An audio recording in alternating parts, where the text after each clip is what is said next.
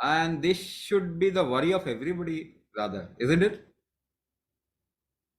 तो एक एक चीज मैं बताता हूँ, if you have multiple disorder please share your number and share your problems with us. Somebody will call you and talk about your problems, and then we'll guide you to the right program if it is required, right? अगर जरूरी है तो हम आपको सही programme की तरफ में गाइड करेंगे। तो अपना नंबर छोड़िए, आपसे कोई ना कोई बात करेगा और आपके आपके डिटेल्स लेगा, फिर आपको राइट प्रोग्राम में हम गाइड कर सकते हैं। Now everybody should be everybody should be worried about living a healthy life, isn't it? अब एक बात बताइए मुझे, मैं दूसरे तरीके से बात करता हूँ। देखिए, I can approach a problem from various perspective. The thing is where you get it, where the click happens, आपको कहां समझ में आता। अब एक बात बताइए मुझे, tell me something, if you can lift 10 kg weight, right, तो इसका मतलब आपका टॉलरेंस 10 kg का ही है, and you want to go up to 15 kgs, how will you do that? कैसे आप 10 किलो से 15 किलो पे पहुंचेंगे, और क्या कर रहे हैं जिससे कि 15 किलो वेट उठाने में आपको मदद मिलेगी? तो ध्यान दीजिए क्या बता रहा हूं मैं। आप वेट उठाते हैं सांस रोक के, you hold your breath and then lift any kind of weight. तो ज्यादा वेट उठाने के लिए ज्यादा सांस रोकने की एबिलिटी होनी चाहिए आपके पास में, पहली बात। इसका मतलब टॉलरेंस बढ़ाने के लिए आपको अपनी कुंभक की एबिलिटी, सांस रोकने की एबिलिटी को बढ़ाना पड़ेगा। तो अगर आप शरीर का टॉलरेंस बढ़ा देते हैं तो you can go through a difficult situation without getting into problem. अब एक एग्जांपल देता हूं मैं, कि आपको याद है आपकी दादी नानी, ऐसा दादा नाना ग्रैंडफादर याद है, फिजिकली दे वर मोर बेटर, मोर स्ट्रॉन्ग, और आर यू मोर स्ट्रॉन्ग? उनका टॉलरेंस लेवल ज्यादा था या आपका टॉलरेंस लेवल ज्यादा है? वो जल्दी डिजीज में आते थे या आप जल्दी डिजीज में आते हो? हालांकि उनको ऐसा भोजन, फूड नहीं मिलता था जो आज आप खा रहे हैं। वो कुछ भी खा के उनका टॉलरेंस अच्छा था, उनकी डिजीज को रेजिस्ट करने की एबिलिटी अच्छी थी, उनको क्रॉनिक डिजीज नहीं होता था। इस जनरेशन को बहुत जल्दी हो रहा, अगले जनरेशन को तो बचपन से हो रहा। इसका मतलब क्या हुआ? उनमें क्या अलग था जो आप में नहीं है? इन टर्म्स ऑफ फूड वो इतना अच्छा भोजन नहीं करते थे जो आज के टाइम पे आप कर रहे हैं, और उनको काम ज्यादा करना, फिजिकल लेबर ज्यादा करना पड़ता था। To just have a plate of food, they had to work in the fields. बारिश में, धूप में उनको काम करना पड़ता था, और हर चीज को झेल जाते थे। हम आज एयर कंडीशन रूम में थोड़ा सा स्ट्रेस नहीं झेल पाते। What is the difference?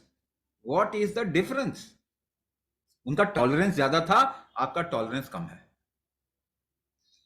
एक लेडी अपने सिर पे 2-3 मटके उठा के किलोमीटर चल जाती थी, आज आप सपने में भी नहीं सोच सकते कि वो कर पाएंगे। फर्क क्या है? टॉलरेंस ज्यादा था। तो टॉलरेंस का मतलब क्या होता है? अगर आपका शुगर लेवल 100 की रेंज में फ्लक्चुएट करता है और आपका टॉलरेंस 10 है, तो आपका रिस्क कितना है? 10 है। Range upon tolerance is risk, आपका रिस्क 10 है। वही टॉलरेंस को आप 20 कर दो तो 100 का fluctuation upon 20, it will remain 50%, 5 ही रह जाएगा। यानी कि सेम फ्लक्चुएशन आपको जो आज ऑर्गन डैमेज कर सकती है, अगर टॉलरेंस बढ़ाएंगे तो ऑर्गन डैमेज नहीं होगा। अगर सेम सिचुएशन जिसकी वजह से, अगर पारिवारिक स्थिति हो, सामाजिक स्थिति हो, फाइनेंशियल स्थिति हो, जिसकी वजह से आप परेशान हो जाते हैं, अगर टॉलरेंस बढ़ा देंगे तो परेशान नहीं होंगे। सेम ब्लड प्रेशर, जो आज के टाइम पे आपका बढ़ा हुआ ब्लड प्रेशर है, वो आपको डैमेज कर सकता है। अगर टॉलरेंस बढ़ा देंगे वो ब्लड प्रेशर आपके लिए नॉर्मल हो जाएगा,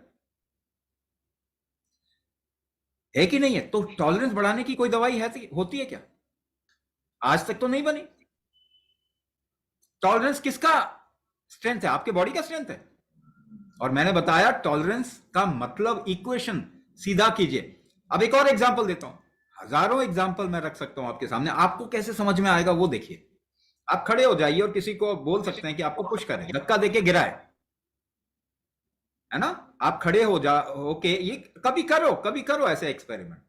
खड़े हो जाइए और किसी को बोलिए कि आपको धक्का देके गिरा है। अगर जल्दी गिर जाते हैं तो टॉलरेंस कम है आपका, और नहीं गिरते तो टॉलरेंस बहुत अच्छा है आपका। तो आप नहीं गिरते जो हैं, अड़े रहने की कोशिश कैसे करते हैं मालूम है आपको?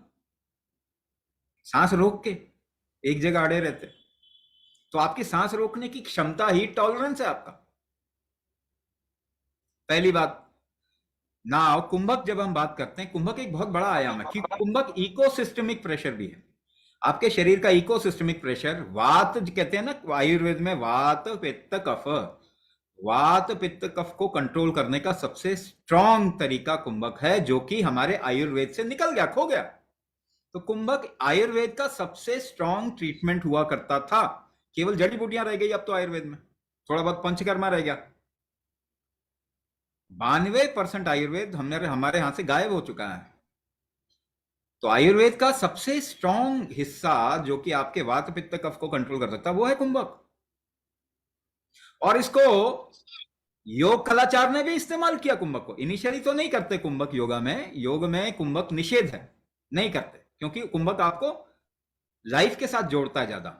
योग का मतलब होता है मुक्ति, मोक्ष। अब लाइफ में आपको इंटरेस्ट नहीं है, लेकिन आजकल फैशन है तो अमेरिकन योगा चल रहा है। योगा का मतलब ही होता है, कोई भी योगा की किताब उठाइए, योगा का अल्टीमेट गोल क्या, रिजल्ट क्या है? मुक्ति, मोक्ष, समाधि, निर्वाण, कैवल्य, एनलाइटनमेंट, सेल्फ रियलाइजेशन। तो योग में लास्ट में फास्ट करने के लिए मुक्ति को लास्ट में किया जाता है, शुरुआत में निषेध है।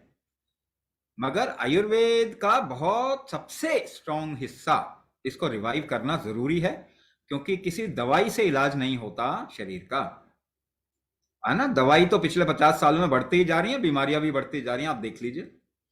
तो आपके शरीर के स्ट्रेंथ फैक्टर्स को अगर हम ठीक करेंगे, आपके शरीर के टॉलरेंस को अगर हम ठीक करेंगे, आपके शरीर के कुंभक आयाम को अगर हम ठीक करेंगे, उसी से ऑर्गन फंक्शन होता है, उसी से आपके शरीर के अंदर कामकाज होता है, हार्मोन निकलते हैं, ब्लड फ्लो होता है, डिटॉक्स होता है। तो उसको अगर हम ठीक करेंगे तो वो परमानेंट भी होगा, उससे आपकी बाकी बीमारियां भी निकलेंगी और आपका जीवन ट्रांसफॉर्म हो जाएगा।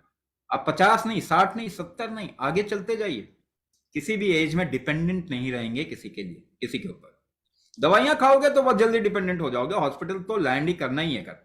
दवाइयां एक तरीका है हॉस्पिटल पहुंचाने का आपको। अगर हॉस्पिटल जाना है तो खाओ, अभी नहीं दिखाई दे रहा तो 5 साल बाद, 10 साल बाद दिखाई दे जाएगा। मगर शरीर को, जो कि लाखों सालों से इसने कोई बीमारी नहीं की, प्रूफ है हमारे पास ना, लाखों सालों से शरीर ने कभी भी ऐसी बीमारियां नहीं क्रिएट की, क्योंकि उससे निकलना आता है शरीर को। उस आयाम को स्ट्रॉन्ग करेंगे तो निकल जाएगा आपका शरीर, और हमेशा इंडिपेंडेंट रहेंगे।